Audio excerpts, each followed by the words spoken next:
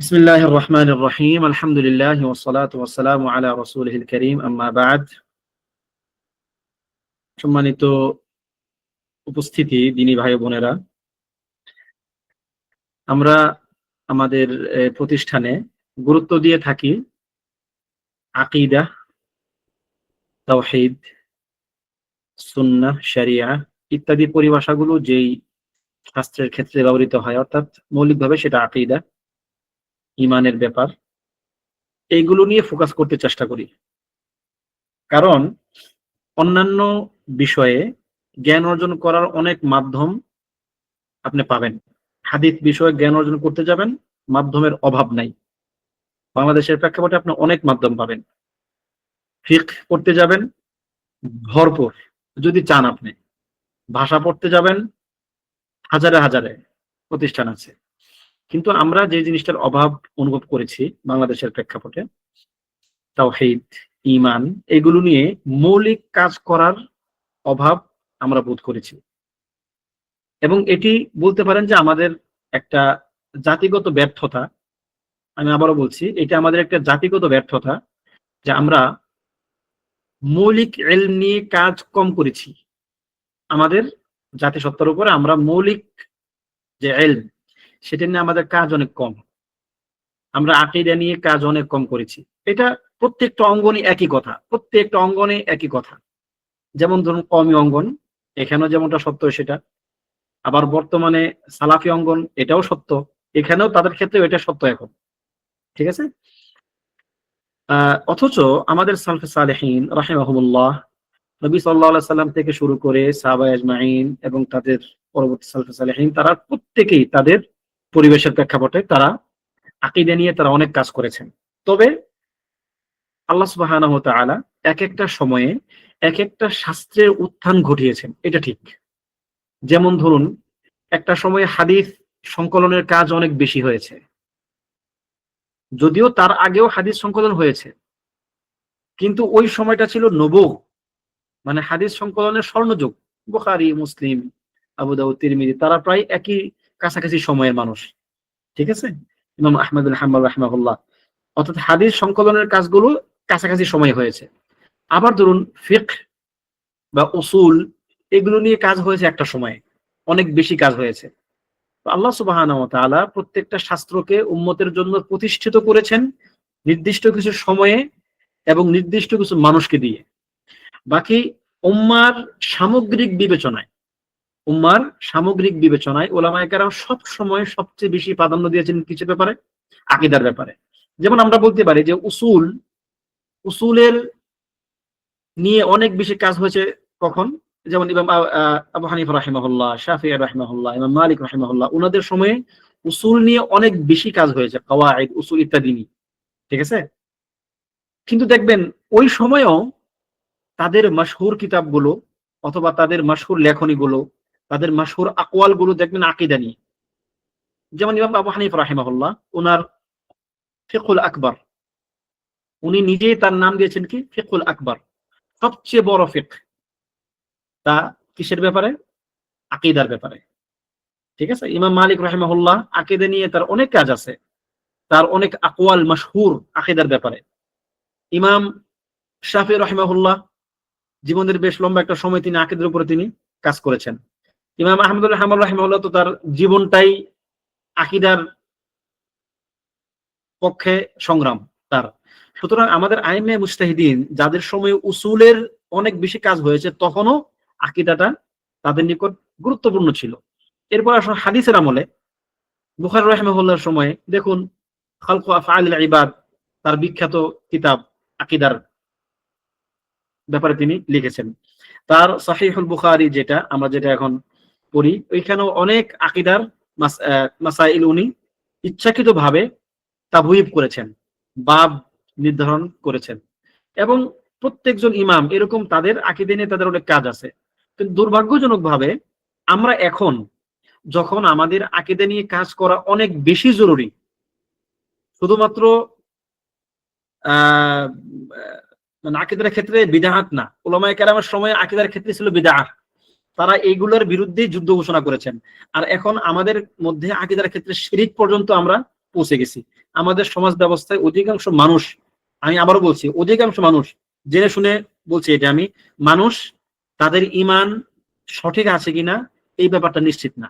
তো এই অবস্থায় আমাদের আকীদা নিয়ে কাজ করার যেই পরিমাণ দরকার ছিল, এই পরিমাণ ইকবাল, এই পরিমাণ প্রচেষ্টা শ্রম আমরা কোনো অঙ্গন বা কেউ সেভাবে দিচ্ছি বলে আমাদের মনে হয়নি। এই জন্য আমাদের প্রতিষ্ঠানের একটা অন্যতম মূল উদ্দেশ্য হচ্ছে, আমরা চাইবো যে এখান থেকে যারা আমাদের এখানে পড়াশোনা করবেন আমাদের প্রতিষ্ঠানে, তারা যেন আকীদার ক্ষেত্রে তারা যেন মুতামাক্কিন হন, কমসে কম নিজের জন্য যেন তারা আকীদা শিখেন প্রথমে, এরপরে সমাজ থেকে বিভিন্ন রকম জাহালাত, বিদআহ, শিরক এগুলো উৎখাতের জন্য তারা কাজ করবেন।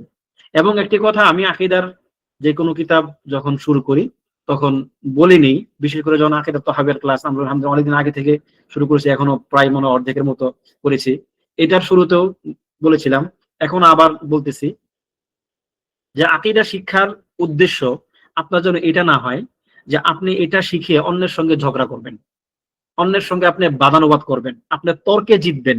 এটা কখনোই আকীদা শিক্ষার মূল উদ্দেশ্য হওয়া উচিত না, মূল না, এবং কোন প্রকার উদ্দেশ্য আপনার এটা হওয়া উচিত না। রুদুদ এক জিনিস, ঝগড়া করা অন্য জিনিস। ঝগড়া সবসময় মাজমুম, ঝগড়া দিনের ব্যাপারে ঝগড়া বিবাদে লিপ্ত হওয়া, এটা কি মাজমুম, নিন্দনীয় কাজ। ওলামায়ে কেরাম কখনো ঝগড়ায় লিপ্ত হন না। একটা হচ্ছে রুদুদ, আপনি যখন হকটা জানতে পারবেন তখন বাতিলের বিরুদ্ধে আপনি রদ করবেন, এটা কোনো সমস্যা নাই, তবে রদেরও একটা পর্যায় আছে, একটা পর্যায়ে গেলে আপনি রদ করতে পারবেন। এখন আর ঝগড়া তো অনেক পরের ব্যাপার, ঝগড়া তো করাই যাবে না। তো প্রবলেমটা হচ্ছে আমাদের বাংলাদেশের প্রেক্ষাপটে আমরা যখন তুল্লাবুল ইলমদেরকে দেখি, যারা অল্প কিছু পড়াশোনা করেন, অল্প কিছু পড়াশোনা করার পরেই তারা আকীদা নিয়ে একটা বিরাট ঝগড়া লিপ্ত হয়ে যান। তারা ভিন্ন মত, যেটা তাদের কাছে ভিন্ন মত, সেটা বাতিল হতে পারে, বিদআহ হতে পারে, কিন্তু তার বিরুদ্ধে তাদের যে অবস্থানটা, তাদের যে যে ভূমিকাটা, এই ভূমিকাটা সবসময় একজন দাঈ ইলাল্লাহের যে ভূমিকা থাকা দরকার সেরকম হয় না। তো এটা একটা ইশকাল, এটা একটা মুশকিল, এটা একটা সমস্যা আমাদের সমাজে। তো আমরা চাইবো যে আমাদের এখান থেকে যারা আকীদার ক্লাসগুলো করবেন, এটা যেন আপনাকে ঝগড়াটে না বানিয়ে ফেলে। আপনি একজন ঝগড়াটে মানুষ, আপনাকে যেন এই পরিচয় আপনার মধ্যে না ঢুকে পড়ে। সবসময় মনে রাখতে হবে একজন দাঈ ইলাল্লাহ সে হবে অতিরিক্ত দয়াশীল, অতিমাত্রায় নমনীয়, উম্মতের প্রতি মায়া রাখে এমন একজন ব্যক্তি হতে হবে। আপনি একজন ব্যক্তিকে যখন তার কথা রদ করতেছেন, তখন এমন একটা কায়দায় রদ করতেছেন যে কায়দায় রদ করলে সে আপনার কথা কোনোদিনও শুনবে না। তার মানে কিন্তু পরোক্ষভাবে পরোক্ষভাবে তার দাওয়াত কবুল না করার পেছনে আপনি একটা কারণ। এই জন্য উদউ ইলা সাবিল রাব্বিকা বিল হিকমাতি ওয়াল মাউইযাতিল হাসানা, হিকমা যদিও সুন্নাহ, কিন্তু হিকমার বাহ্যিক অর্থ কিন্তু কৌশল, প্রজ্ঞা। আপনাকে প্রজ্ঞার সাথে দাওয়াতি কাজ করতে হবে, প্রজ্ঞার সাথে যে কোনো ব্যাপার হ্যান্ডেল করতে হবে। তো আকীদা শিখা এটি যেন আপনাকে ঔদ্ধত্যপূর্ণ কোনো আচরণ করতে উদ্বুদ্ধ না করে। এই ব্যাপারটা আপনাদের প্রতি আমাদের শুরুতেই একটা আহ নসিহত থাকবে। এবং এবং এমনও হতে পারে, এখানে আপনারা যারা আছেন, এমনও হতে পারে যে আমরা যে আকীদার যে মাসআলাগুলো আমাদের সামনে আসবে, এই মাসাইলগুলোতে আপনি আপনার সমাজ ব্যবস্থায়, আপনি আপনার শিক্ষা জীবনে ভিন্ন কিছু শিখেছেন, আপনি ভিন্ন রকম ভাবে এই মাসালাগুলো জেনেছেন। এখন হয়তো আপনি নতুন করে কোনো কিছু শুনবেন, অথবা আপনার মতের বিরোধী কোনো মত শুনবেন। এই ক্ষেত্রে যে আদাবুল খিলাফ, ইখতিলাফ করার যে আদাবগুলো আছে সেগুলো আমাদেরকে মেনটেন করে চলতে হবে। এবং সবচেয়ে বড় কথা, আপনি যদি আল্লাহ সুবহানাহু ওয়া তাআলার নিকট এই ক্ষেত্রে দোয়া করেন যে হে আল্লাহ ইহদিনী as-siratal মুস্তাকিম, আপনি আমাকে সঠিক সরল সঠিক পথ দেখান, তাহলে বরং আপনি এই ক্ষেত্রে সঠিক ভূমিকায় থাকবেন। কেননা আমরা কেউ জানি না আমরা কে সঠিক, বরং আমরা প্রত্যেকেই চেষ্টা করি হকের কাছাকাছি থাকার জন্য। এবং এটি একটা স্বতঃসিদ্ধ নিয়ম, একটা স্বতঃসিদ্ধ ব্যাপার, যে যারা নুসুসের যত বেশি কাছাকাছি, নুসুস মানে কোরআন এবং সুন্নাহর দালিল আদিল্লাহ, এই দালিল আদিল্লার কাছাকাছি যে যত বেশি থাকবে এবং যার বুঝটা সাহাবায়ে কেরামের বুঝের মতো হবে। খেয়াল করেন, দুইটা শর্ত, একটা হচ্ছে আপনার অবস্থানটা দালিল আদিল্লার বেশি কাছাকাছি থাকতে হবে, এবং একটা হচ্ছে কি আপনার বুঝটা সাহাবায়ে কেরামের বুঝের মতো হতে হবে। এই দুইটা গুণ যাদের মধ্যে থাকবে তারা হকের সবসময় কাছাকাছি থাকবে। আর যারা নুসুস থেকে দূরে থাকবে, কোরআন সুন্নাহর দালিল আদিল্লা থেকে তাদের অবস্থান দূরে, তাদের চিন্তা চেতনাগুলো, তাদের বিবেক বুদ্ধি তাদের জ্ঞান প্রজ্ঞা এগুলোর মাধ্যমে তারা বুঝতে চায় এই অবস্থা, অথবা কোরআন সুন্নাহ মোতাবেক বুঝলেও তাদের বুঝটা সালফে সালিহিনের বুঝ মোতাবেক না, সাহাবায়ে কেরামের বুঝ মোতাবেক না, তাহলে তারাও হক থেকে দূরে থাকবে। এর অন্যতম একটা বড় উদাহরণ হচ্ছে খাওয়ারিজ। আপনারা যেমনটা জানেন, এটা প্রসিদ্ধ ইতিহাস। খাওয়ারিজদের সমস্যা কি?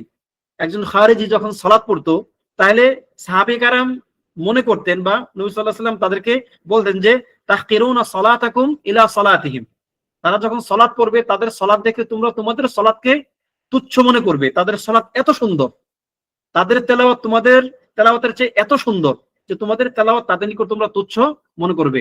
কিন্তু তাদের এই তেলাওয়াত তাদের এই যে কণ্ঠনালীর নিচে নামে না, এবং তারা ইয়ামরুকুনা মিনাদ দীনি কামা ইয়ামরুকুস সাহমু মিনার রামিয়া, তারা দিন থেকে বের হয়ে যায় এমন ভাবে যেমন ধনুক থেকে তীর বেরিয়ে যায়। সুতরাং তারা তো নুসুসের অনেক বেশি কাছাকাছি, বরং তাদের প্রত্যেকটা কথায় কথায় নুসুস দলিল আদিল্লা। কিন্তু প্রবলেমটা কি? যে তারা সাহাবায়ে কেরামের বুঝ মোতাবেক তারা কোরআন সুন্নাহকে বুঝতে পারে না। সুতরাং এটি এবং ওটি, নুসুস পরিত্যাগ করা অথবা নুসুস গ্রহণ করলেও সাহাবায়ে কেরামের বুঝ মোতাবেক গ্রহণ না করা, দুটাই হচ্ছে আকীদার ক্ষেত্রে সবচেয়ে বড় মুশকিল। এবং ইতিহাসে এই দুই দলই ভ্রান্ত দল হিসেবে বিবেচিত এবং পরিচিত। আল্লাহ সুবহানাহু ওয়া তাআলার কাছে আমরা দোয়া করব, আল্লাহ তাআলা যেন আমাদেরকে এই উভয় সংকট থেকে রক্ষা করেন, এবং আমরা যেন সঠিক আলা মানহাজিস সালাফ, আলা মানহাজিস সাহাবা, আলা মানহাজিত তাবিঈন যেন আমরা চলতে পারি, সেই তৌফিক কামনা করে আজকের আমাদের আলোচনা শুরু করব বিইذنিল্লাহ। আপনারা যেমনটা দেখতে পাচ্ছেন, নজমুল হাইয়া। নজম মানে কি? নজম মানে কবিতা। আপনারা একটা কিতাবের নাম হয়তো শুনেছেন, তাফসীরের একটি কিতাব, অত্যন্ত সুন্দর। সাজেস্ট করবো যদি সম্ভব হয় কিতাবটা পড়বেন। একটা আয়াতের সঙ্গে পরবর্তী আয়াতের কি সম্পর্ক, একটা সূরার সঙ্গে পরবর্তী সূরার কি সম্পর্ক ইত্যাদি বর্ণনা করা হয়েছে, আশা করি দেখতেছেন। তো নাম মানে হচ্ছে কোনো কিছুকে একটার সঙ্গে আরেকটা কিছুকে সংঘবদ্ধ করা এবং শৃঙ্খলাবদ্ধ করা। নিজাম অর্থ কি? নিজাম নিয়ম। নিয়ম মানে কি? একটা ঘটনার সঙ্গে আরেকটা ঘটনার সমন্বয় করে পরিচালনা করা, যেন সমন্বয়হীন না হয়ে যায়। তো এখানে নাজমুল হাইয়া, হাইয়া বলা হয়েছে এই জন্য কারণ তার এই কবিতার প্রত্যেকটি লাইনের শেষের পদ্য কবিতা আছেন, প্রত্যেকটি লাইনের শেষে হা অক্ষর আছে। এবং এইটি আরবের একটি প্রসিদ্ধ নিয়ম বা একটা প্রসিদ্ধ ব্যাপার, যে তারা তাদের সংকলনগুলো অনেক ক্ষেত্রে কবিতার মাধ্যমে সংগ্রহ করেন, মানে সংরক্ষণ করেন, এবং এই কবিতাগুলোর শেষে সুবহানাল্লাহ, আরবের কবিতা সাহিত্য এটা এত উৎকৃষ্ট এবং উন্নত মানের একটা ব্যাপার, এটা আপনি চিন্তা করতে পারবেন না। অনেকে যদি আমাদের ফাংশন এটা না, এরপরও একটু আলাপ করতে হবে। দেখেন এই কবিতার যে মানটা, অনেকে মনে করে ইংলিশ কবি শেক্সপিয়র, তাই না? বাংলাদেশের এরকম অনেক ঠাকুর ফাকুর অনেক কবি আছে, বরং তারা কবিতার যে ইতিহাস, সাহিত্যের যে ইতিহাস, এই সাহিত্যের ইতিহাসে তারা হচ্ছে একটা কালিমার নাম, কারণ তারা সাহিত্যকে নষ্ট করে ফেলেছে। কবিতা যে অর্থে কবিতা হয়, তারা ওই অর্থটাকে নষ্ট করে দিয়ে তারা কবিতার নতুন সংজ্ঞা দিয়েছে। মূর্খের দলেরা এখন ওইটাকেই কবিতার এক নতুন যুগ বা একটা নতুন সূচনা মনে করে। প্রকৃত অর্থে কবিতার যে আবেদন, তারা এই কবিতার আবেদনগুলোকে নষ্ট করে ফেলছে। আপনি যদি কবিতার ব্যাপারে জানতে চান, তাহলে আপনাকে আরব সাহিত্যে আসতে হবে। আরব সাহিত্যের কবিতার ব্যাপারটা অন্যরকম। তাদের মধ্যে সুলাসি, রুবাই ইত্যাদি আরো অনেকগুলো পরিভাষা আছে। যেমন তাদের মধ্যে কি, যেমন একটা শব্দের মধ্যে, মানে একটা লাইনের মধ্যে 4 শব্দের বেশি থাকা যাবে না, শেষের শব্দে এরকম হতে হবে। যদি ওজন এদিক সেদিক হয় তাহলে কবিতা নষ্ট হয়ে যাবে। এরকম হাজারো নিয়মের অধীনে তারা কবিতাগুলো লেখেন। এই জন্য সাহিত্যের ক্ষেত্রে আরবদের সাহিত্যের চেয়ে উন্নত কোনো সাহিত্য নাই, আরবদের সাহিত্যের চেয়ে উন্নত কোনো সাহিত্য নাই। এবং তারা এটির চর্চা অনেক বেশি, যে নির্দিষ্ট অক্ষর দিয়ে তাদের কবিতার শেষ লাইনটা শেষ করবেন, এবং তারা ওই অক্ষর দিয়েই তাদের কবিতার নাম রাখবেন। যেমন আমাদের এই কবিতার নাম হচ্ছে নাজমুল হাইয়া বা কসিদাতুল হাইয়া, কারণ শেষের অক্ষর হা। এর আগের সেমিস্টারে আমরা পড়েছিলাম কসিদা আল লামিয়া, শেষ অক্ষর লাম। এরকম লামিয়াতুল আরব, বিখ্যাত কবিতা, আরবের শ্রেষ্ঠ কবিতাগুলোর মধ্যে একটা লামিয়াতুল আরব, যেটা আপনার এক বীরত্ব গাথা কাহিনী সেখানে রচিত হয়েছে। তারপরে যেমন ধরেন নুনিয়াত ইবনুল কাইয়িম রাহিমাহুল্লাহর একটি বিখ্যাত কিতাব, যদিও কিতাবের নাম কাফিয়া, কিন্তু এটা নুনিয়া মানে শেষ অক্ষর নুন। 5000 প্লাস প্রায় 6000 লাইনের কবিতা, সবগুলো কবিতার শেষের অক্ষর কি? নুন। প্রত্যেক লাইনের শেষ অক্ষর নুন, এজন্য বলা হয় কি নুনিয়া। বিখ্যাত কিতাব, আকীদার উপরে লেখা হয়েছে এটা। এরপরে এরকম অনেক কবিতা আপনারা পাবেন।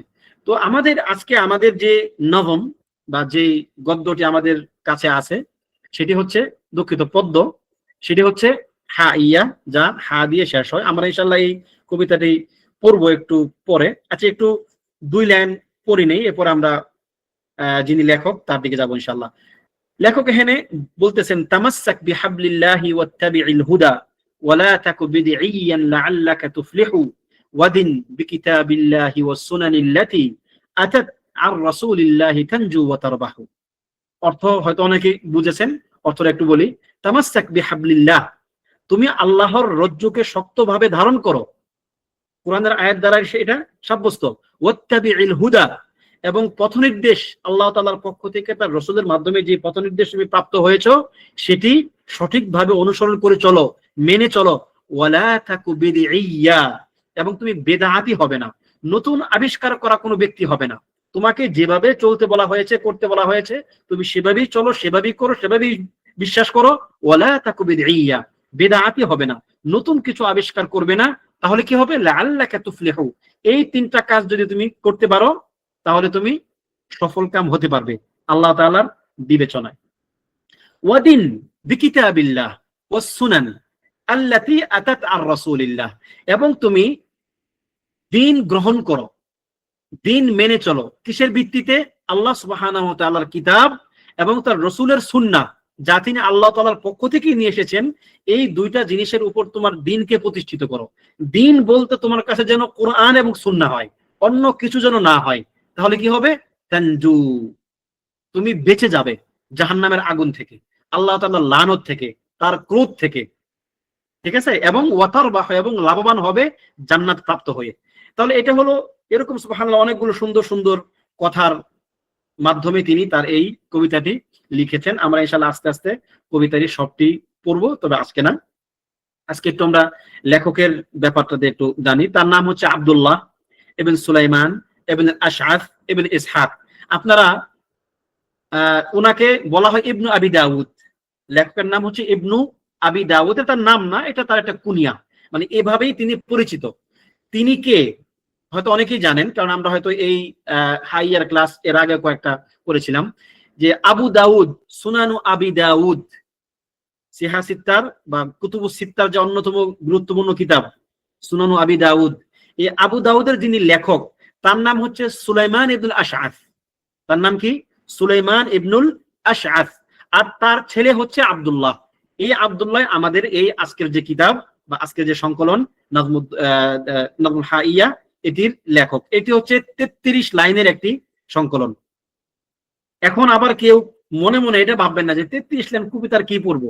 না, 33 লাইন কবিতা যদি আমরা প্রকৃত অর্থে যদি শারহে যাই, যদি সুরহাত ব্যাখ্যা গ্রন্থে যাই, তাহলে হাজার হাজার পৃষ্ঠা হয়ে যাবে। কারণ প্রত্যেকটা ক্ষেত্রে অনেকগুলো মাসআলা, এবং মাসআলার মধ্যে অনেক আলোচনা আছে। আমরা ইনশাআল্লাহ ওরকম লম্বা কোনো কিছু করবো না, ভয় পাওয়ার কোনো কারণ নেই, আমরা সংক্ষেপে আগাবো বিইজনিল্লাহ। তবে এটাকে ছোট করে দেখার কোনো কারণ নাই, কারণ মুতুন আল ইলমিয়া উলামায়ে কেরাম কেন লেখেন?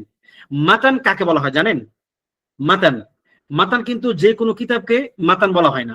মাতান বলা হয় এমন একটা কিতাব যা ব্যাখ্যার দরকার হয়, যা অনেকগুলো মালুমাত, অনেকগুলো তথ্যকে একসাথে করে ছোট্ট করে উপস্থাপন করা হয়, যা ছাত্রের জন্য হিফজ করা সহজ হয় এবং তার ধারণ করা সহজ হয়, কিন্তু সে ব্যাখ্যার মুখাপেক্ষি থাকে, ব্যাখ্যা ছাড়া সেটা বুঝতে পারে না। এটা হচ্ছে মাতান। তো এই জন্য উলামায়ে কেরাম অনেক বড় বড় কথাকে সংক্ষিপ্ত করে নিয়ে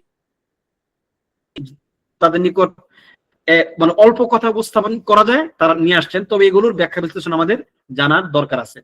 তো উনি আব্দুল্লাহ ইবনে সুলাইমান ইবনে আশআফ ইবনে ইসহাক, ইনি হচ্ছেন এই কিতাবের বা এই ছন্দের লেখক, যিনি আবু দাউদ শরীফ, আমাদের বাংলাদেশের ভাষায় কি আবু দাউদ শরীফ, সুনন আবি দাউদ, সুনন আবি দাউদের যিনি লেখক বা সংকলক, তার ছেলে। তিনি জন্মগ্রহণ করেছেন সিজিস্তান অঞ্চলে 230 হিজরিতে। সিজিস্তান একটি অঞ্চল, সেখানে তিনি 230 হিজরিতে জন্মগ্রহণ করেছেন, এবং তার পরিবার একটা দ্বীনী এবং ইলমি পরিবার। এখানে ইলম চর্চা হতো অনেক আগে থেকেই, এবং তিনি তার বাবার সঙ্গে সবসময় ছিলেন, এবং তার বাবা তাকে ছোটকাল থেকেই ইলমি ভাবে তারবিয়া দিয়েছেন। বিভিন্ন অঞ্চলে তারা সফর করেছেন, ইলমি সফর, এবং অনেক বড় বড় ওলামায়ে কেরামের কাছ থেকে তিনি ইলম গ্রহণ করেছেন। এবং তিনি এখানে একটি ঘটনা তিনি নিজেই বলতেছেন, এটা যদি আপনারা একটু তাআম্মুল করেন, ইলম অর্জন আপনাদের সাহস বৃদ্ধি হবে ইনশাআল্লাহ। তিনি বলতেছেন যে তার অত্যন্ত হিম্মতওয়ালা মানুষ ছিলেন তিনি, মানে অনেক বড় অনেক বড় দায়িত্ব তিনি মাথায় নিতে পারতেন। আমরা কিন্তু খুব একটা সাহসী না, আমরা কিন্তু সাহস করে অনেক বড় সিদ্ধান্ত নিতে পারি না। আমি এরকম মানে আমাদের একজন শাইখের কাছে শুনতেছিলাম যে একজন ব্যক্তি ইবনে মান্দা রাহিমাহুল্লাহ, ইবনে মান্দা একজন মানে আমাদের সালাফগণের মধ্যে একজন বিখ্যাত একজন ব্যক্তি, ওনার ইলমি সফর ছিল 60 বছরের। মানে তিনি 60 বছর বলতে তার বয়স যখন 60 তখন তিনি ফিরে আসছেন। তার বয়স যখন 20 বছর ছিল তখন তিনি বের হয়েছেন ইলমি সফরে। তিনি যখন ফিরেন তার বাসায় তখন তার বয়স 60 বছর। সুবহানাল্লাহ, 60 বছর বয়সে তারপরে তিনি আসেন, বিবাহ করেন, মাশাআল্লাহ তার অনেকগুলো সন্তান হয়, এবং তার ইলম দিক বিদিক ছড়িয়ে পড়ে। আল্লাহ সুবহানাহু ওয়া তাআলা যদি কাউকে যদি বারাকা দান করেন, সে জীবনের কল্যাণ দেখে শেষ করতে পারবেন। ঠিক আছে? তো ইবনে মান্দা হচ্ছেন মানে অনেক বড় একজন ইমাম। যদি আপনারা পারেন তাহলে ইবনে মান্দা লিখে একটু সার্চ দিবেন, বলে ইনশাআল্লাহ তার ব্যাপারে জানবেন। তো উনি এরকম হিম্মতওয়ালা ছিলেন। তো ইবনে আবি দাউদও খুব বড় হিম্মতওয়ালা ছিলেন। তিনি বলতেছেন নিজের ব্যাপারে, দাখালতুল কুফা ওয়া মাইয়া দিরহামুন ওয়াহিদ। আমি যখন কুফায় প্রবেশ করি, কুফা অঞ্চলে, তখন আমার সঙ্গে মাত্র 1 দিরহাম ছিল, 1 দিরহাম। ফাশতারাইতু বিহি 30 মুদ্দান বাকিল্লা। আমি এর মাধ্যমে 30 মুদ বাকিল্লা কিনেছি, হয়তো আটা ময়দা টাইপের কিছু একটা হবে। 30 মুদ, মানে মুদ তো বুঝেন নাকি? এই যে এটা দেখছেন আপনারা, এটা হচ্ছে মদিনার মুদ, মাদিনা এর যে মুদ এটা। এই ক্ষেত্রে ইনশাআল্লাহ একটু বলে রাখি, হঠাৎ করে মনে হলো, এটি নবী সাল্লাল্লাহু আলাইহি সাল্লামের সময়ে যে মুদ ছিল মদিনাতে, যেই পরিমাণ ছিল, একদম হুবহু ওই পরিমাণের সনদ প্রাপ্ত। একদম নবী সাল্লাল্লাহু আলাইহি সাল্লামের পর্যন্ত এই পটের সনদ আছে। ঠিক আছে? একদম নবী সাল্লাল্লাহু আলাইহি সাল্লাম পর্যন্ত। এবং এটি নিয়ে একজন মদিনার একজন মানে ইঞ্জিনিয়ার গত 14 বছর যাবত তিনি গবেষণা করতেছেন, এবং তিনি অনেক বড় বড় 6 জন উলামায়ে কেরামের কাছ থেকে তার সনদ আছে, এবং আলহামদুলিল্লাহ আমাদেরও সেই সনদ আছে। যদি আপনারা চান মদিনার মধ্যে সনদ নিতে পারবেন ইনশাআল্লাহ। এই জন্য আপনাদের কোনো যোগ্যতার দরকার হবে না ইনশাআল্লাহ। যদি যারা চান যোগাযোগ করবেন পরবর্তীতে। তো এই যে মুদ, এরকম 30 মুদ খাদ্য তিনি কিনেছেন। ঠিক আছে? 30 মুদ খাদ্য। ফাশতারাইতু বিহি 30 মুদ্দা বাকিল্লা। قال فكنت آكل منه مدا وأكتب عن أبي سعيد الأشج। তিনি প্রত্যেক দিন 1 মুদ করে খাদ্য তিনি খেতেন, এবং আবু সাঈদ আল আশাজ তার কাছ থেকে হাদিস লিখতেন। তাদের কাছে কিন্তু হাদিস, আচ্ছা এটার সনদ দিয়ে কি হবে ইনশাআল্লাহ সেটা পরে বলতেছি ক্লাসের পরে। তাদের সময়ে, তাদের ওই সময়টাতে তারা হাদিসকেই তারা ইলম মনে করতেন, হাদিসই ছিল তাদের নিকট ইলম। ঠিক আছে? তো তিনি আবু সাঈদ আল আশাজ থেকে হাদিস লিখতেন, এবং প্রত্যেকদিন 1 মুদ করে খেতেন। ফাকাতাবতু আনহু আলফ হাদিস ইয়ানি ফি ইয়াউমিন ওয়াহিদিন। সুবহানাল্লাহ, যে আমি প্রত্যেকদিন তার কাছ থেকে 1000 করে হাদিস লিখতাম। তিনি নিজে দেখেন, তাদের নিকট হাদিস লেখা মানে কিন্তু শুধু লেখা না, হাদিস লেখা মানে সেটাকে আত্মস্থ করা, অধ্যয়ন করা, সেটা বুঝে নেওয়া ইত্যাদি। ঠিক আছে? তিনি 1000 করে হাদিস প্রত্যেকদিন লিখতেন। এভাবে তিনি 30 দিন, ফালাম্মা কানা আশ-শাহরু হাসালা মাই 30000 হাদিস মা বাইনা মুনকাতি ওয়া মুরসাল। এখানে মুনকাতি এবং মুরসাল সহকারে 1 মাস পরে আমি 30,000 হাদিস সংগ্রহ করেছি। সুবহানাল্লাহ। তো এটি ছিল তাদের অনেক বড় হিম্মতের একটি পরিচয়। এটা কিন্তু সহজ না। আমি আপনাদেরকে এর আগে একদিন বাকী বিন মাখলাদের ঘটনা শুনিয়েছিলাম। অত্যন্ত হিম্মতওয়ালা মানুষ ছিলেন তারা। তারা ইলমের জন্য এমন কিছু কাজ করতেন যা আপনি এখন চিন্তা করতে পারবেন না। বছরের পর বছর তারা এরকম জীর্ণ শীর্ণ অবস্থায় কাটাই দিতেন। কেন? ইলমের জন্য। আল্লাহ সুবহানাহু ওয়া তাআলা এরকম একটি প্রজন্ম তৈরি করে দিয়েছিলেন আমাদের আগে, যাদের বিরাট ত্যাগ তিতিক্ষার মাধ্যমে আজকে আমাদের নিকট এলেম অত্যন্ত সহজ। এবং এটি হচ্ছে আমাদের জন্য সবচেয়ে বড় একটা বিপদ, যে এলেম সহজ হয়ে গেছে, আমরা এখন এলম অর্জন করি না এবং আমাদের নিকট এলমের মূল্য কমে গেছে। মাআযাল্লাহ, আল্লাহ তাআলা আমাদেরকে এ থেকে হেফাজত করুন, আমিন। তার অনেক শায়খ ছিল, অনেক মাশায়েখ ছিল তার। তার মধ্যে তার বাবা, যিনি অনেক বড় মুহাদ্দিস, আলেম, ফাকিহ ছিলেন, সুলাইমান ইবনুল আশআস, ঠিক আছে? এবং হচ্ছে ইসহাক আল কৌসাজ, মুহাম্মদ ইবনু ইয়াহিয়া, তিনি ছিলেন আবার বুখারীর শায়খ, তিনি আবার তারও শায়খ ছিলেন। মুহাম্মদ ইবনে আব্দুর রহিম আল মারুফ বিসাইকা, সাইকা মনে হয় আমাদের বাংলাদেশের একজন বক্তা আছে, তার নাম যাই হোক, তার নামের শেষে লাগানো হতো ঝটিকা। তো সাইকা মানে হচ্ছে ঝটিকা, ঠিক আছে? যিনি ঝটিকা নামে প্রসিদ্ধ ছিলেন। এবং মুহাম্মদ ইবনে বাশশার বান্দার, এবং এরকম আরো অনেক শায়খ মাশায়েখ তার ছিলেন। এবং তার ছাত্রদের মধ্যে অনেক বড় বড় ছাত্র ছিল। এখন যদি আমি তার ছাত্রদের নাম উল্লেখ করি, আপনারা অলরেডি স্ক্রিনে দেখতেছেন, তাহলে বুঝতে পারবেন যে উনি যে কত বড় আলেম। ছাত্রদেরকে দেখলে তাকে বুঝতে পারবেন। তারা মিদুহু কুসুর, তার অনেক ছাত্র, ওয়ামিন আশহুরিহিম, তাদের মধ্যে সবচেয়ে প্রসিদ্ধ হচ্ছে আবু আহমদ আল হাকিম। আপনারা মুস্তাদরাক হাকিম শুনেন না? মুস্তাদরাক হাকিম, এইটা হলো এটা, আবু আহমদ আল হাকিম, কত বড় বিখ্যাত আলেম, তার ছাত্র। ইবনে হিব্বান, সহিহ ইবনে হিব্বান, কে না শুনছেন? ইবনে হিব্বান তার ছাত্র। ওমর বিন শাহিন, অনেক বড় আলেম। আবুল হাসান আদ-দারাকুতনি, হাদিস শাস্ত্রের যদি বলেন 2-3 জন আলেম তালিলের উপরে, তার মধ্যে ইনি একজন, দারাকুতনি। এবং আব্দুর রহমান বিন আবু হাতিম, ইবনে আবি হাতিম, এই যে ইবনে আবি হাতিমের যে লেখক আব্দুর রহমান, উনি। এবং আবু আব্দুল্লাহ ইবনে বাত্তাহ, ইবনে বাত্তার নাম কে না শুনছেন? ইবনে বাত্তার একটা কিতাব আছে, আপনারা পড়বেন, আল্লাহ যদি আপনাদেরকে তৌফিক দান করেন। ইবনে বাত্তাহ, তার একটা কিতাব হচ্ছে আল ইবানা, আল ইবানাতুল কুবরা। এটি হচ্ছে আহলুস সুন্নাহ ওয়াল জামাআর আকীদার ক্ষেত্রে অনেক বড় একটা মারজা, একটা সংকলন, ঠিক আছে? ইবনে বাত্তাহ নামে তিনি পরিচিত। এবং ওয়াইসা ইবনে আলী আল ওয়াজির, আল ওয়াজির উনিও হাম্বলি মাযহাবের অনেক বড় একজন আলেম। আল ওয়াজির নামে নাম বললে সবাই চিনে, আল ওয়াজির। ওয়াগাইরুম, এরকম অনেক ছাত্র তার আছে। চিন্তা করতে পারেন যে কত বড় বড় আলেম, ইমাম, আইম্মা হাদিসের উপরে, তারা এই আব্দুল্লাহ ওনার ছাত্র, যার সংকলন আমরা পড়ব বিইذنিল্লাহ। তার আকীদা এবং মাযহাব, এবার আমরা তার আকীদা এবং মাযহাব নিয়ে এটা আলোচনা করব। এখানে ইবনে আবি দাউদ রাহিমাহুল্লাহ, তিনি আহলুস সুন্নাহ ওয়াল জামাআর আকীদার উপরে প্রতিষ্ঠিত ছিলেন। এবং তার যে সবচেয়ে বড় দলিল যে তিনি যে আহলুস সুন্নাহ ওয়াল জামাআর আকীদার মধ্যে ছিলেন, তা হচ্ছে আমাদের সামনে উপস্থিত তার এই মানজুমা, বা তার এই মানে আবিয়াতু শি'r যেগুলো আছে আর কি, নাযম, তার যে কবিতাটা, কাসিদা, এটা হচ্ছে তার সবচেয়ে বড় প্রমাণ। কারণ তিনি এখানে আহলুস সুন্নাহ ওয়াল জামাআর আকীদাগুলোকে খুব সুন্দরভাবে, খুব সংক্ষিপ্তভাবে উপস্থাপন করেছেন।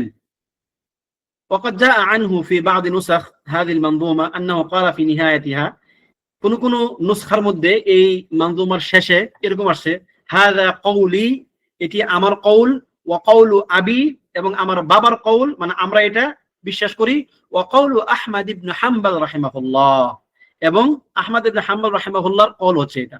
অর্থাৎ তারা আহমদ ইবনে হাম্বল রাহিমাহুল্লাহর সিলসিলাতে তারা হাদিস সংগ্রহ করেছেন এবং আকীদা গ্রহণ করেছেন।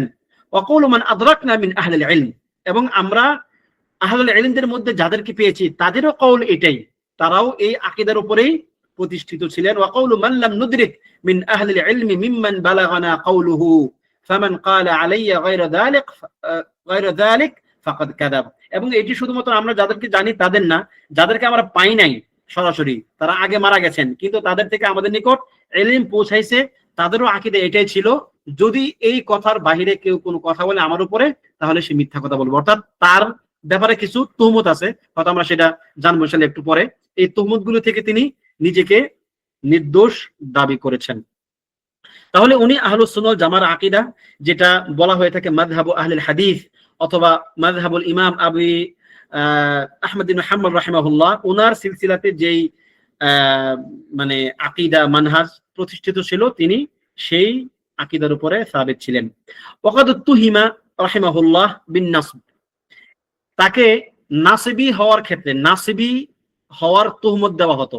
আই নাসবুল আদা ইলি আলিন নবী সাল্লাল্লাহু আলাইহি ওয়াসাল্লাম, অর্থাৎ নবী সাল্লাল্লাহু আলাইহি সাল্লামের যে বংশধারা বা আলে বাইত তাদের কি ব্যাপারে শত্রুতা পোষণ করা, এই মর্মে তাকে তুহমত দেওয়া হয়েছে। ওয়ালাকিন হাদিহি তুহমা আরিয়াতুন মিনাস সিহহা, এটি সঠিক না। বাল সাবিতু আনহু খিলাফু যালিক হাইথু নাজিদুহু ইয়াসনি আলা আহলি বাইতিন নবী সাল্লাল্লাহু আলাইহি ওয়াসাল্লাম ওয়া ইয়াযকুরু ফাদাইলাহুম ওয়া মাআথিরাহুম। কিন্তু আমরা তো তার যে বিভিন্ন শের বা তার লেখনীতে এর বিপরীত পাই যে তিনি আহলে বাইতের অনেক প্রশংসা করেছেন, তাদের ফাদাইল বর্ণনা করেছেন। এখানে একটা হচ্ছে রাফিদি, যাদেরকে বলা হয় যারা হচ্ছে আহলে বাইতের খুব বেশি বাড়াবাড়ি ভক্তির ক্ষেত্রে বাড়াবাড়ি করে। একটা হচ্ছে নাসিবি, যারা আহলে বাইতের বিরোধিতা করতে গিয়ে বাড়াবাড়ি করে।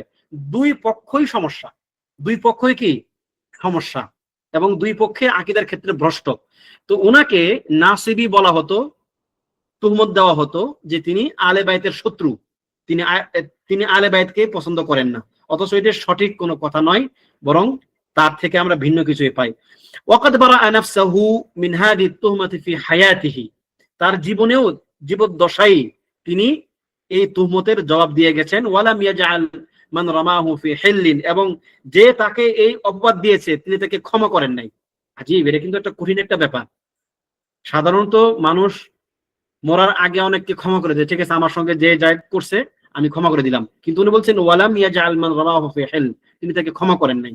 হাইসু ক্বালা কুল্লু মান বাইনি ওয়া বাইনাহু শাই আও যাকারানি ইল্লা মান রামানি বিবুগদি আলী ইবনে আবি তালিব, আমার সঙ্গে যার সঙ্গে যা কিছু হয়েছে, যে আমাকে যত কোনো কষ্ট দিয়েছে আমি সবাইকে ক্ষমা করে দিয়েছি, একমাত্র যে নাকি আমার বিরুদ্ধে এই অপবাদ দিয়েছে যে আমি আলী রাদিয়াল্লাহু আনহুকে অপছন্দ করি, ঘৃণা করি, আমি তাকে ক্ষমা করব না।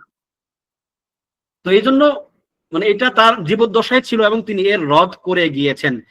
দেখেন, এরকম তুহমত দেওয়ার ঘটনা আমাদের সালফে সালেহিনদের মধ্যে থেকে কম না। ইমাম আহমদ বিন হাম্বল রাহিমাহুল্লাহকে তো তুহমত দেওয়া হয়েছে বিভিন্ন ভাবে। তারপরে এই যে ওনাদের দেখতেছেন, ওনাদেরকেও তুহমত দেওয়া হয়েছে।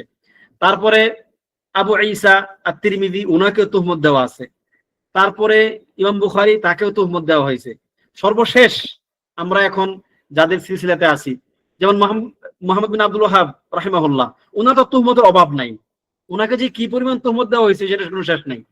তাহলে এই তুহমত প্রাপ্ত হওয়াটা এটা কোনো সমস্যা না, বরং এটা সুন্নাহ, এটা একটা নবুয়তি সুন্নাহ। এবং তুহমতের শিকার আপনি হবেনই, এটা একটা শিক্ষা আমাদের জন্য। আপনি যখন সমাজে ভালো কাজ করতে যাবেন তখন আপনাকে নানান রকম ভাবে তুহমতের শিকার আপনি হবেন, তখন আপনাকে ধৈর্য ধারণ করতে হবে। আল্লাহ তাআলা আমাদেরকে সেই তৌফিক দান করুন, আমিন। এখানে তার একটি কবিতার লাইন উল্লেখ করেছেন, তার তুহমত থেকে তিনি নিজেকে ঠিক করেছেন, তার ব্যাপারে সেটা এখন আর পড়ার দরকার নেই, আমরা ইতিমধ্যে আলোচনা করে ফেলেছি।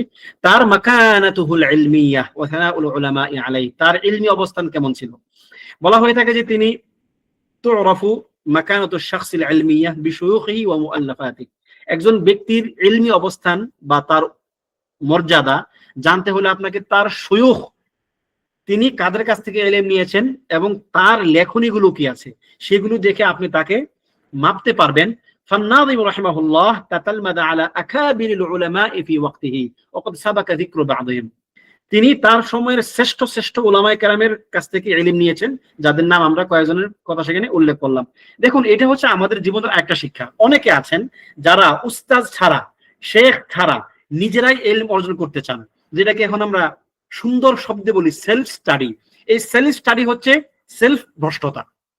সেলফ স্টাডি করতে যাবেন না, নিজে নিজে কোনো কিছু পড়তে যাবেন না।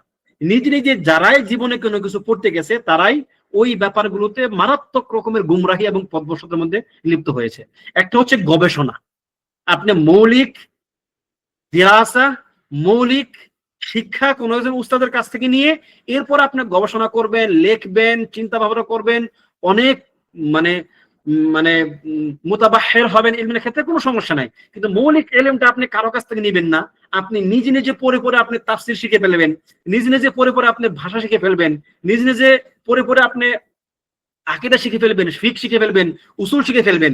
এইরকম ধ্বংসাত্মক এবং ইলমি মানে যাত্রাকে নষ্টকারী এরকম বিধ্বংসী কাজ থেকে আমাদেরকে বেঁচে থাকতে হবে।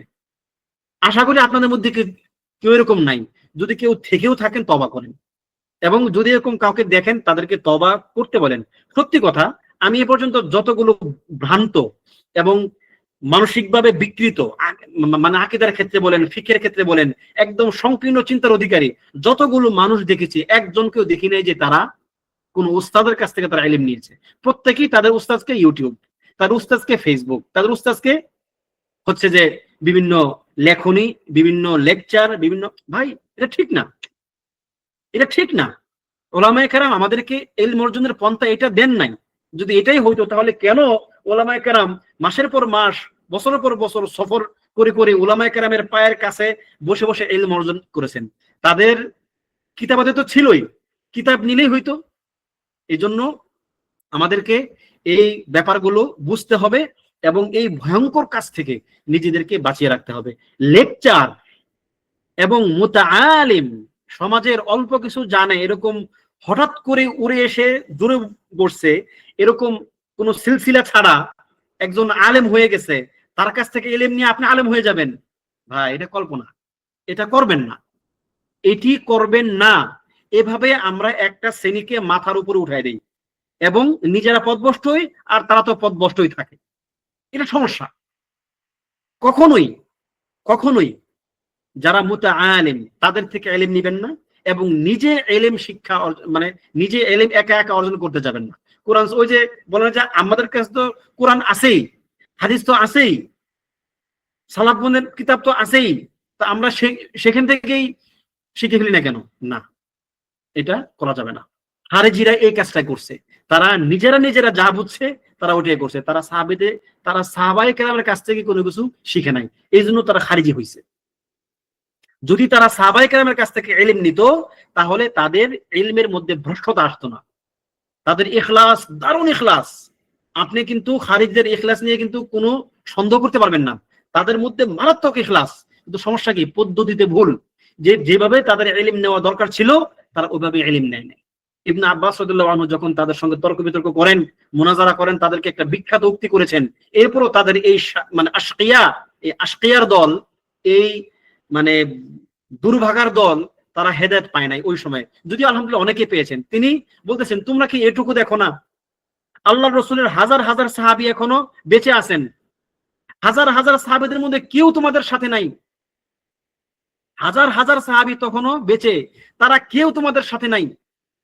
তোমরা কি এটুকু বুঝো না যে তোমরা যে সঠিক পথের উপর নাই? এরপরও তাদের নিকট এটা হয় না। তখন তারা বললো কি, বালহুম কওমুন খসিমুন। চিন্তা করেন, এখানেও তারা ইবনে আব্বাসের উপরে দলিল দেয়, বালহুম কওমুন খসিমুন। এরা হচ্ছে ঝগড়াটে একটি সম্প্রদায়, কুরাইশ। ওই যে আল্লাহ তাআলা বলছেন কুরাইশের ব্যাপারে, বালহুম কওমুন খসিমুন, এরা ঝগড়াটে সম্প্রদায়। এই খারিজির দল সাহাবায়ে কেরামকে বলছে যে তোমরা ঝগড়াটে দল, তোমরা আসলে হক মানবা না, তোমরা শুধু তর্ক করবা। তো এই হলো যারা সালফে সালেহীনদের মানহাজ থেকে সরে গিয়ে নিজে নিজে আলেম হইতে যায়, এই তাদের ফল হচ্ছে এটা। এই জন্য নিজে নিজে আলেম হতে যাবেন না, এবং যারা নিজে নিজে আলেম হয়ে গেছে তাদের থেকে ইলম নেবেন না। এটা হচ্ছে আমাদের একটা বিশেষ নসিহা, গ্রহণ করা উচিত আপনাদের। আল্লাহ তাআলা দান করুন। তাহলে আপনি সব সময় একজন ব্যক্তিকে চিনবেন কার মাধ্যমে? এখান থেকে শিক্ষা চিনবেন তার মাশায়েখের মাধ্যমে। তার শায়েখ কারা, তার উস্তাদ কারা। যদি কেউ তার উস্তাদের নাম বলতে না পারে, যদি কেউ তার উস্তাদকে বলতে না পারে, তাহলে তার কাছে ইলম নেবেন না। কথাটা কি গিলতে পারলেন আপনারা? কথা বুঝতে পারতেছেন? কারো শায়েখ মাশায়েখ, কারো উস্তাদ কারা আছে, এটা যদি জানতে না পারেন তার কাছে ইলম নেবেন না, কারণ আপনি নিশ্চিত হতে পারবেন না। আর দিন বাইয়িনা, দিন হচ্ছে একটা প্রমাণ, দিন হচ্ছে একটা ওয়াদিহ জিনিস। ফাসআলু আহলাল যিকরি ইন কুনতুম লা তা'লামুন বিল বাইয়িনাতি ওয়াজ জুবুর। দিন একটা ওয়াদিহ জিনিস, আল্লাহ সুবহানাহু ওয়া তাআলা আমাদের জন্য দিন পাঠিয়েছেন বুশরা, হুদা, নূর হিসাবে।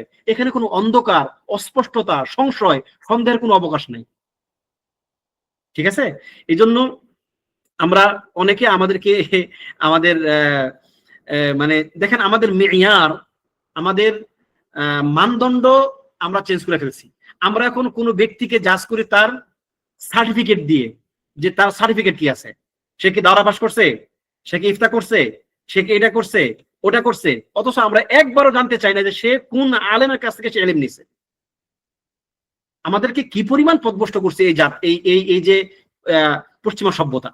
আমাদেরকে তারা সার্টিফিকেটটা দিয়ে এমন একটা পর্যায়ে নিয়ে গেছে যে আমাদেরকে এখন তারা মাপার একটা মাধ্যম বানাই দিছে এই সার্টিফিকেট। আল্লাহি বিল্লাহি তাল্লাহি, এটা আমি অত্যন্ত ঘৃণা করি। এবং এই কাজ যারা করে তারা আসলে ভিতর থেকে সুস্থ মানুষ না, পরিপূর্ণ সুস্থ না আর কি। ঠিক আছে? এই জন্য কোনো ব্যক্তিকে জাজ করার ক্ষেত্রে, কোনো আলেমকে জাজ করার ক্ষেত্রে সবসময় তার তার উস্তাদ কে আছে এটা দিয়ে তাকে বোঝার চেষ্টা করবেন। মানে এটা হচ্ছে একটা নাসিহা। ঠিক আছে? এই জন্য মানে আমাকে যখন কেউ জিজ্ঞেস করে যে আপনার পড়াশোনা কি, সত্যি আমি এটা বলি না, বলতে চাই না আমি এটা। কারণ এটা এখন আমাদের একটা কালচার। এখন আমরা এই সার্টিফিকেট দিয়ে আমরাই করি, মনে করি যে আমি এখন যেহেতু আমার মানে ইফতার একটা সার্টিফিকেট আছে, আমি মনে হয় মানে মুফতি হয়ে গেছি। আমি আমার যেহেতু একটা দাওরার সার্টিফিকেট আছে, আমি মনে হয় একটা কিছু একটা হয়ে গেছি। যেহেতু আমার কামেল একটা সার্টিফিকেট আছে, আমি না না এটা ঠিক নেই। আমাদের এই সিস্টেমটা আমাদের চেঞ্জ করতে হবে। আরবে, ঠিক আছে, আরবে কোন তালেবে ইলম মানে তার সাথী তালেবে ইলমকে কখনোই জিজ্ঞেস করে না যে তুমি কোন ক্লাস পর্যন্ত পড়ছো। অসম্ভব, এটা কেউ জিজ্ঞেস করে না।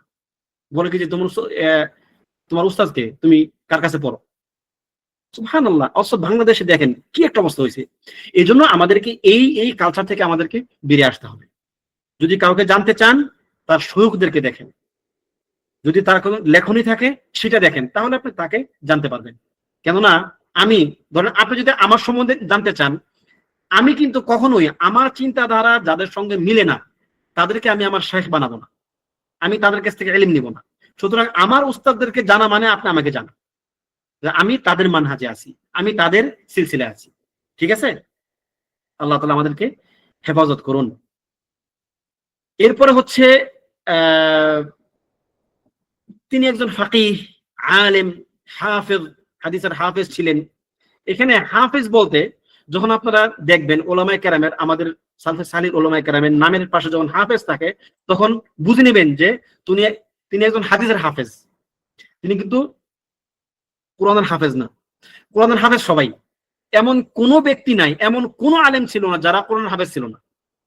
সুতরাং কোরআনের হাফেজ হওয়া বিশেষ কোনো গুণ না, এটা হচ্ছে একটা বাই ডিফল্ট, এটা আপনাদের থাকতে হবে, না থাকলে আপনি আলেম না।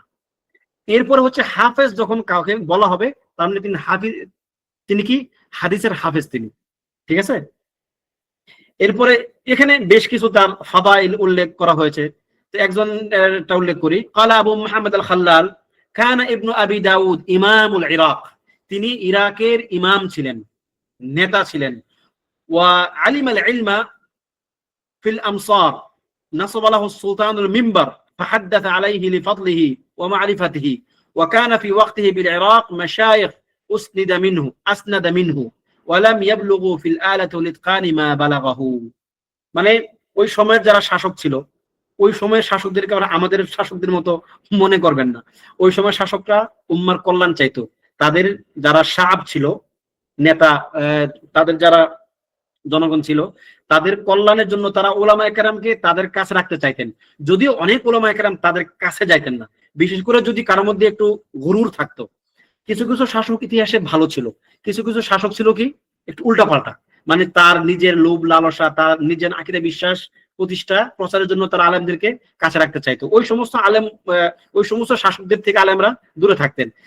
কিন্তু কিছু কিছু শাসক ছিল যাদেরকে ওলামায়ে কেরাম মানে সাহায্য করতেন, যাতে করে তার মাধ্যমে সমাজে অনেক বেশি কল্যাণ সাধিত হয়। যেমন ইমাম আহমদ বিন হাম্বল রাহিমাহুল্লাহ, উনি বলছেন যে আমি যদি জানতে পারি যে আমার একটা দোয়া মুস্তাজাবা আছে, একটা দোয়া মুস্তাজাবা মানে আমার একটা দোয়া কবুল করা হবে নিশ্চিত, তাহলে আমি ওই দোয়াটা রাখবো উলিল আমরদের জন্য, যারা শাসক শ্রেণী আছে তাদের জন্য।